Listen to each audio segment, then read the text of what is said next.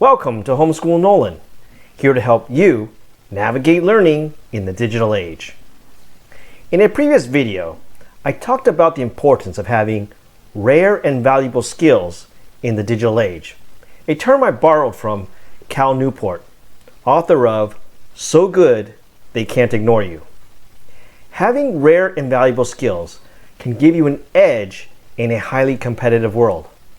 But I've also said that most of us, by definition, can't have rare and valuable skills. Otherwise, these skills wouldn't be considered rare.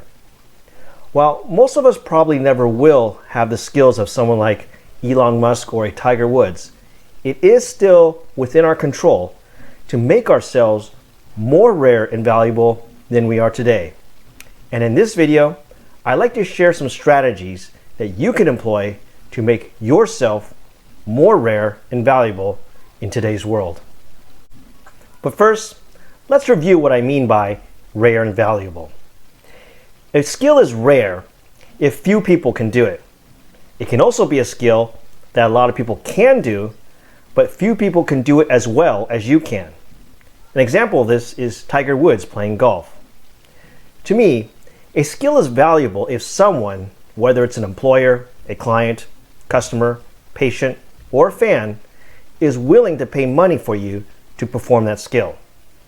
Now, I think almost everyone has some skill that's valuable and useful for someone else. The challenge, though, is becoming more rare in that skill.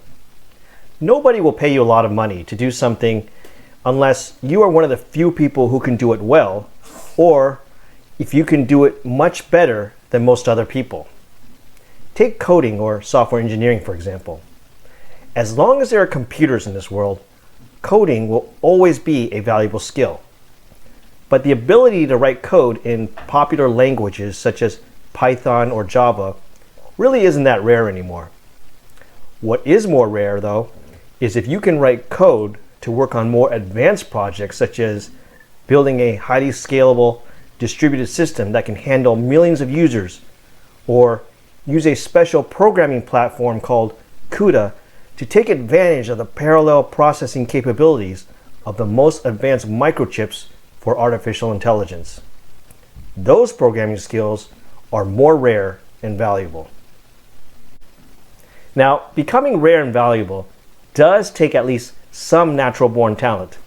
And you absolutely must be born with talent if you expect to be one of the best in the world at something like a LeBron James or a Taylor Swift are. But many of us probably don't see that behind great talent is the thousands and thousands of hours of hard work and practice these elite superstars put in, usually from a young age, in order to become one of the best. And this leads me to my first tip on becoming more rare and valuable, and that is, you must work harder and longer than everyone else. Now, I know this piece of advice may sound simplistic, but working harder and longer is very hard to do. When you dedicate yourself to getting better at something, it means you have to give up on other activities and interests in life. It also means you have to stay focused and persevere in the face of setbacks. That's not easy to do for anyone, particularly in the digital age today, when we now have so many options both online and in the real world to grab our attention. Malcolm Gladwell, in his best-selling book, Outliers, The Story of Success, has a chapter titled The 10,000 Hour Rule. In this chapter, he acknowledges that yes, there is such a thing as innate talent, and that some people who are born with it do have a natural advantage over others. But talent alone won't bring great success. Achievement is the result of talent plus preparation. Gladwell goes on to argue that a pattern he sees in people who are elite at their professions, whether they're software programmers, musicians, or athletes, is that they all accumulated over 10,000 hours of practice and hard work at becoming better at their skill. Now, it's probably not realistic for most of us to put in 10,000 hours in any one skill. But even if you can't put in 10,000 hours, I think putting in just 5,000 hours is still better than putting in only 2,000 hours. And 2,000 hours is still better than one. All of us can at least become better and more valuable than we are today by working harder and putting in more time.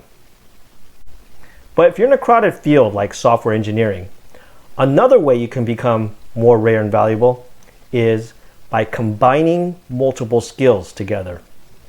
Now, what do I mean by this? Well, it's hard enough to be elite in any one skill. But if you're pretty good in two or more skills that go well together, that's another way you can become more rare and valuable. Back to software engineering, for example. Coding in Java and Python isn't that rare. But if you can combine programming skills with expertise in a particular industry, you will be more golden. I discovered this earlier in my career in my second job after college. My first job out of college was as a programmer at a big software company where I worked on a development tool that competed directly with a similar product from Microsoft. The product I worked on didn't do that well in the marketplace. My second job was at a small consulting company that made specialized financial system software.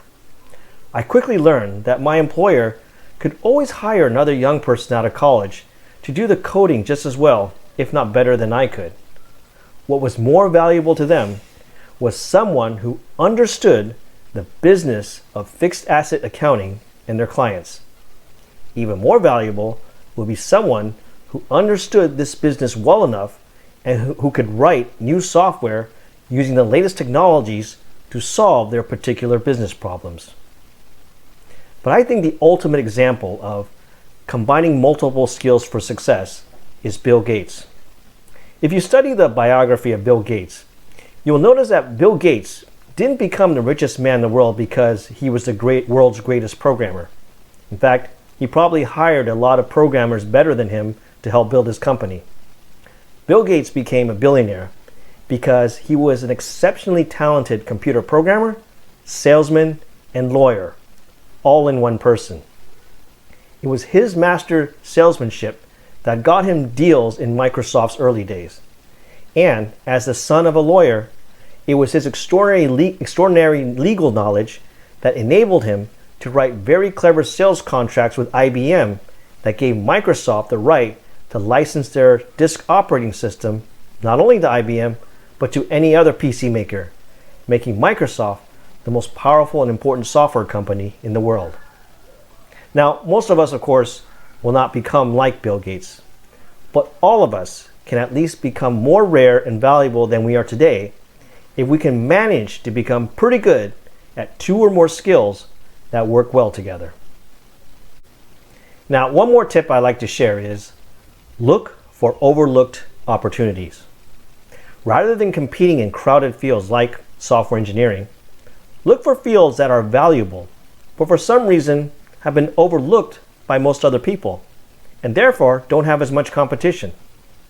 The example professions I like to use are plumbers and electricians. Plumbers and electricians will certainly always be valuable as long as everyone is still using water and electricity. Every town and neighborhood needs a local plumber and electrician, and these are jobs that you can't outsource to someone overseas. But as valuable as these jobs are, they also tend to be overlooked by a lot of young people because they're not as glamorous as, say, working in tech or banking. You literally have to get your hands dirty to do these jobs. But because these jobs are often overlooked, they might offer more opportunities to be rare and valuable. I predict that in the years ahead, there will be more and more job opportunities that require you to use both your mind and your muscles working together. These will be jobs that require you to use advanced computers and robotics to make or fix something, whether it's an automobile, computer chip, or a pair of blue jeans. And those who can find such opportunities that have been overlooked by others will have an advantage. By the way, if you're looking for an online platform to start learning a subject that you're interested in, check out Study.com.